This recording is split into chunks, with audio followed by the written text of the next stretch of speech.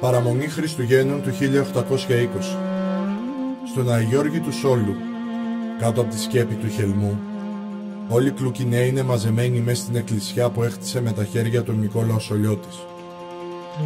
Ο ίδιος είναι μεζιλτζής, υπάλληλος για την ασφάλεια των ταχυδρομείων και ανύποπτος στην εξουσία. Μοιημένος στη φιλική εταιρεία από το σχολάρχη Νικηφόρο Παμπούκη, μεταφέρει στους κλουκιναίους το κάλεσμα για την έναρξη του αγώνα. Περιστέρα, Μεσορούγη, Αγία Βαρβάρα, Ζαρούχλα, Χαλκιάνικα, Βουνάκι, Αγρίδι, Βαλιμή, Τσιβλός και Ποταμιές.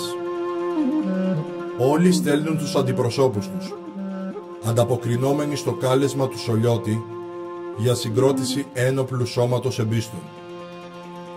Ο λαός στενάζει από τη βαριά φορολογία. Ο Σολιώτης αφουγκράζεται την οργή του λαού και διαλέγει την ώρα να επιτεθεί.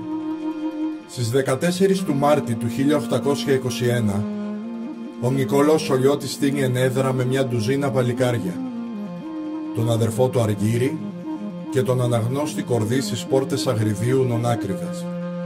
Οι Τούρκοι φτωχαρατζίδες που μεταφέρουν γράμματα του Μεχμέτ Σαλίχ προς τον Χουρσίτ Πασά στα Γιάννενα βρίσκουν τραγικό θάνατο.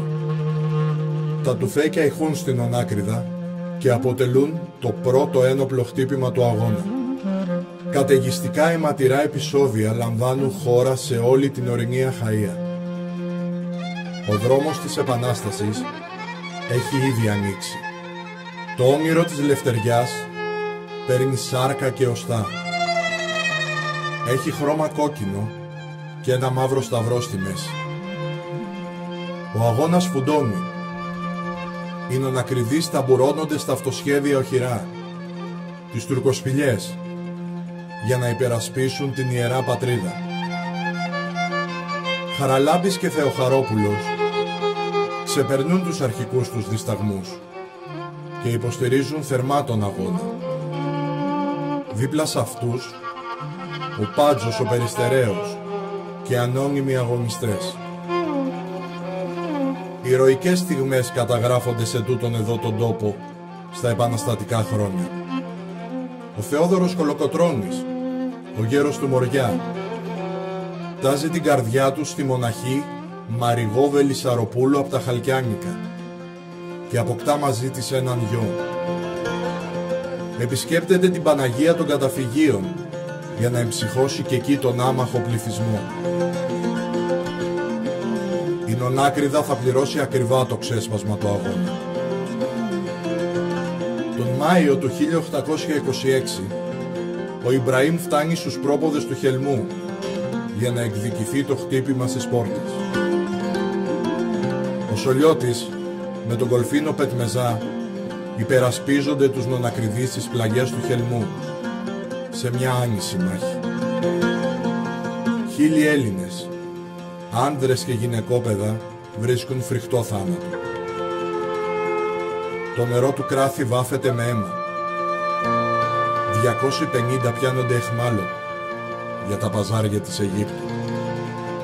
500 σπίτια στις Κλουκίνες καίγονται, ενώ τα χωριά λαιλατούνται. Από το μένος του Ιμπραήμ δεν γλίτωσε ούτε η εκκλησία του Αγιώργη στο Σόλο.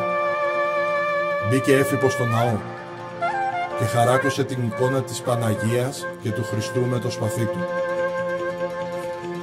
Οι νονακριδείς σήκωσαν ψηλά στους ώμους τους την Επανάσταση στην Ανατολική Αιγάλια.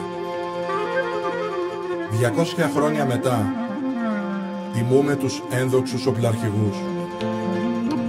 200 χρόνια μετά τιμούμε τις γυναίκες, που έπεσαν αγκαλιά με τα παιδιά τους από τα βράχια του Χελμού.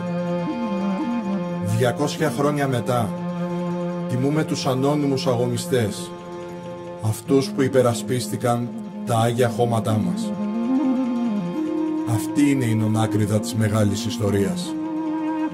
Η ένοπλη επίθεση στις πόρτες Αγριδίου σηματοδότησε την έναρξη του αγώνα. Το αιματοβαμμένο καστράκι κλείνει τον κύκλο. 200 χρόνια μετά τιμούμε.